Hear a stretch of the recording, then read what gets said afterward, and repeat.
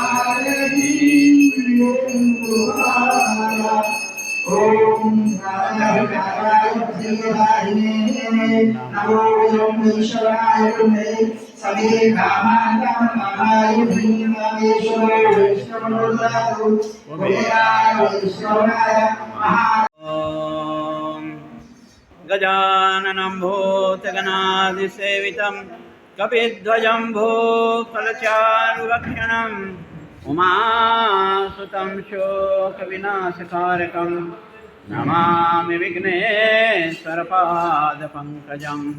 मङ्गलं भगवान् विष्णु मङ्गलं गरुडध्वजं मङ्गलं पुण्डरीकाक्षाय मङ्गलातनयो हरिः। आदौ ब्रह्मा मध्ये विष्णु अन्तदेवे सदाशिवा मूर्तत्रय स्वरूपाय दत्तात्रेया नमस्तुते। सदाशिवसमारम्भां शङ्कराचार्यमध्यमाम् अस्मदाचार्यपर्यन्तां वन्दे गुरुं परम्पराम्। हरिः ओम्। आज एक पुण्यतिथि है जिसको हम प्रेम से माँ बाप जी कहते हैं। सबके मामा जी हैं वो, है ना। तो आज उनका एक विशेष दिवस से पुण्यतिथि है, इस कारण से हम सब यहाँ पर एकत्रित हुए हैं। और मामा जी का बहुत पहले से जुड़े हुए हैं। ये इनके पिताजी थे फाउंडर मेंबर, ठीक है। तो ऐसा आज उनका कृपा से, उनके दानशीलता से हम इस जगह में बैठे हुए हैं। वो उनके कृपा से बैठे हुए हैं। तो यदि आज वो इस ज़मीन को दान नहीं दिए होते, पता नहीं हम कहाँ रहते हम जो है, ठीक है ना। तो उनके और उनके परिवार को बहुत बहुत धन्यवाद। हो सकता है शुरुआत में घर में कोई विवाद हुआ रहो, इतना कीमती ज़मीन को क्यों दे रहे हो, पर आज देखो उनका फल देख रहे हो, कितना सुंदर फल मिल रहा है हमको। तो निश्चित वो गौरवान्वित होना चाहिए उनको जो है। तो ऐसा जो महात्मा जो है मामा जी, को हम लोग पुण्यतिथि में हम श्रद्धांजलि देते हैं। उसके पहले 2 शब्द मैं आपके पास बोलना चाहूँगा, क्योंकि जिसका जन्म होता है उसका मरण निश्चित है, याद रखना। पर बहुत बड़े बड़े विद्वान भी इस बात को भूल जाते हैं कि हमारा जन्म हुआ है तो मरना नहीं होना चाहिए, और इसके लिए तरह तरह के लोग उपाय करते हैं। रावण जैसे विद्वान पुरुष भी कितना था, सभी शास्त्रों का ज्ञाता था। वो जो है रावण जो है सभी शास्त्रों का ज्ञाता था, और उसका तो एक रावण संहिता भी है, भविष्य उसमें भविष्यवाणी जो करते हैं उस पर, ठीक है। तो ज्योतिषी में तो वो भी जो है क्या है, अपना शरीर को रक्षा करने के लिए इतना सारा तपस्या किया, और अंत में क्या मांगा, मुक्ति मांग सकता था वो जो है ना, पुनरपि जननम पुनरपमरण्यम, इससे पार हो सकता था वो जो है, पर उसने नहीं मांगा। क्या मांगा कि मेरा जो शरीर का नाश नहीं हो, तो ये तो संभव नहीं है भाई, वो ज्ञाता था फिर भी वो मांगा। ये इसी कारण से भगवान श्री कृष्ण बोलते हैं मम माया दुरस्तया, मेरा माया को पार करना अति मुश्किल है, ठीक है। तो उसने क्या मांगा, बोला कि किसी से मैं न मरूं, सिर्फ वानर और मनुष्यों को, क्योंकि ये मेरे निज के क्या है, ये आहार है, ये रोज के खाने वाली चीज़ है। ये मानव और बंदर तो रोज के खाने वाली चीज़ से उसका, बोले इससे छोड़ कर के किसी से न मरो, ठीक है। उसने गलती किया। हिरण्यकश्यप इतना भक्ति किया और मांगा, क्या मांगा, अपना भगवान को चारों तरफ से बांध दिया, न आकाश में मरो, न पाताल में मरो, ठीक है, न अस्त्र से मरो, न शस्त्र से मरो, किसी में इतना सारा बांध दिया। उसी के लिए भगवान से मुक्ति मांगा होता तो शायद उसको मुक्ति मिल गया होता, ठीक है। तो हम लोग उसी यात्रा में हैं, हम लोग वैसा ना करें। यदि कभी हमको मौका मिल गया तो गुरुजी महाराज से क्या मांगे, भगवान हमको और कुछ नहीं चाहिए, हैं हाँ, हमको मुक्ति ही चाहिए, मोक्ष ही चाहिए हमको जो है, ठीक है। पर हम लोग उसके लिए बहुत कम लोग प्रयास करते हैं। अनेक जन्म का प्रारब्ध होगा तो शायद हम उस रास्ते में आगे बढ़ सकते हैं, पर ऐसा मत सोचो, आपका भी प्रारब्ध है इस शिवानंद आश्रम में जुड़ने के लिए, रायपुर शाखा में जुड़ने के लिए, ठीक है। तो हम सब उसी लाइन में हैं, कोई आगे है कोई पीछे है, ठीक है। पर मुक्ति किसको बोलते हैं, बात यह है जिसको मांगना चाहिए। किसको बोलते हैं मुक्ति बोलते हैं कि इसी बात को श्री कृष्ण से पूछा था अर्जुन ने कि भाई मोक्ष को प्राप्त किए हुआ पुरुष का क्या लक्षण है। सिर्फ एक उसमें पूरा कर दिया भगवान ने, बाकी सब विस्तारीकरण है, एक्सटेंशन है बाकी। तो क्या बोले, प्रजहाति यदा कामान सर्वान पार्थ मनोगतान आत्मन्ने आत्मना तुष्ट स्थिति प्रज्ञस्य दोच्यते, ठीक है। तो मुक्त पुरुष का क्या लक्षण है, क्योंकि वो भी हमारा लक्षण होना चाहिए। तब तो भगवान श्री कृष्ण बोले कि भाई तुमको भी इस लक्षण में प्रतिष्ठित होना है तुमको, ठीक है। तो प्रजहाति यदा कामन, बस इतने को पकड़ के रखना, और ज़्यादा पूरा गीता का आपको जरूरत नहीं है, सिर्फ इसी को पकड़ रखना। तो क्या बोलते हैं, प्रजहाति यदा कामान, आपके मन में जितनी भी प्रकार के कामनाएं हैं उसको त्यागना है।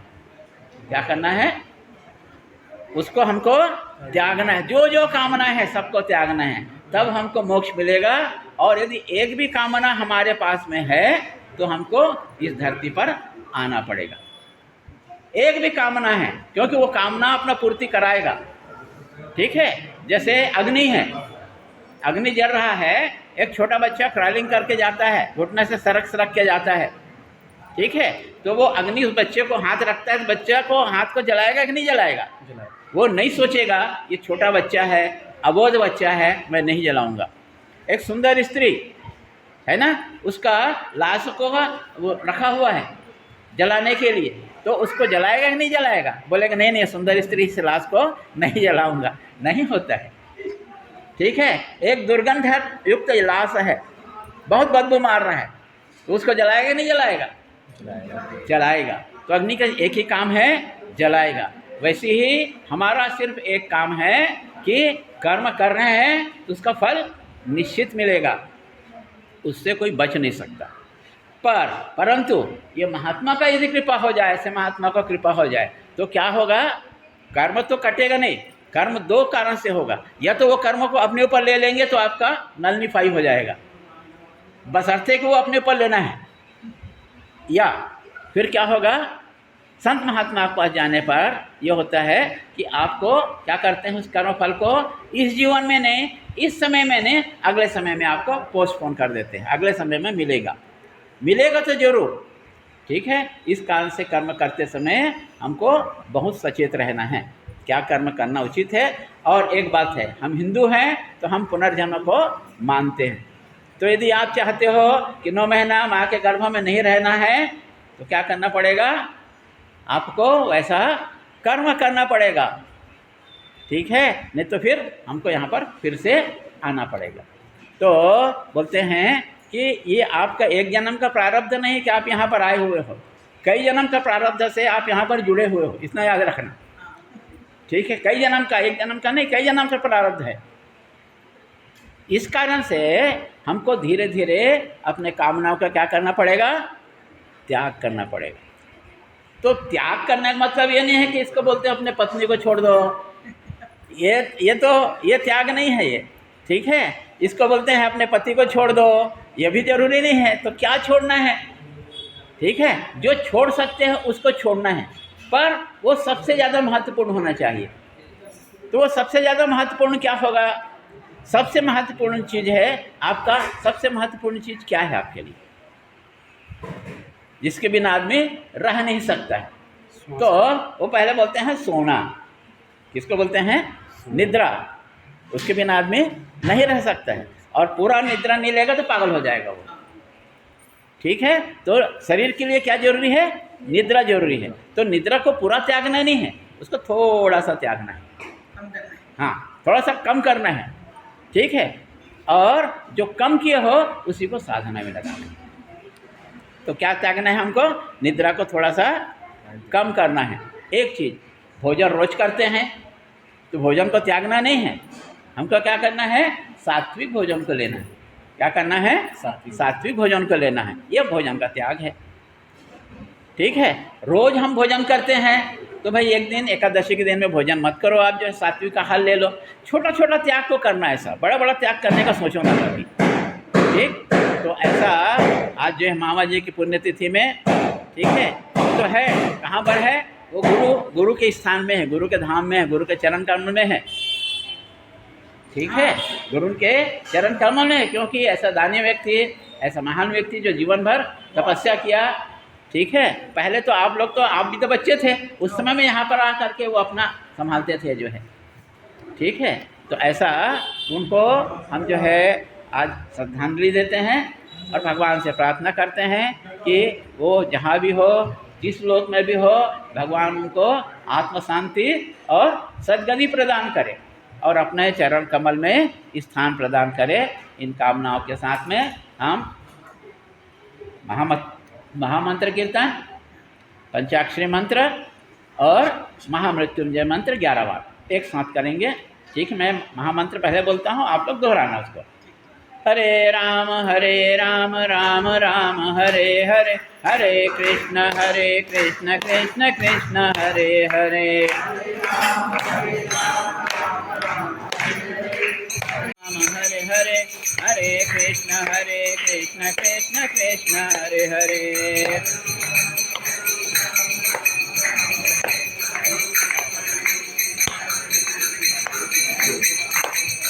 हरे राम राम राम हरे हरे, हरे कृष्ण कृष्ण कृष्ण हरे हरे।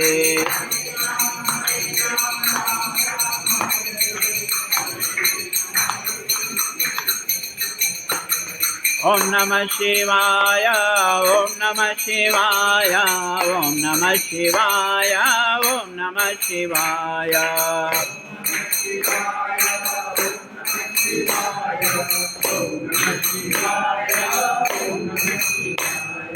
ओम नमः शिवाय, ओम नमः शिवाय, ओम नमः शिवाय, ओम नमः नमः शिवाय।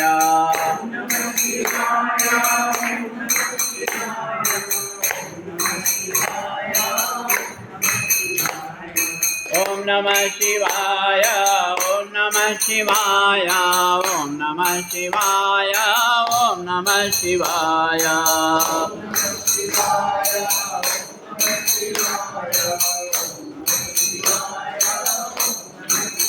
ओम त्र्यंबकं यजामहे सुगंधिं पुष्टिवर्धनम् उर्वारुकमिव बन्धनान् मृत्योर्मुक्षीयमामृतात्।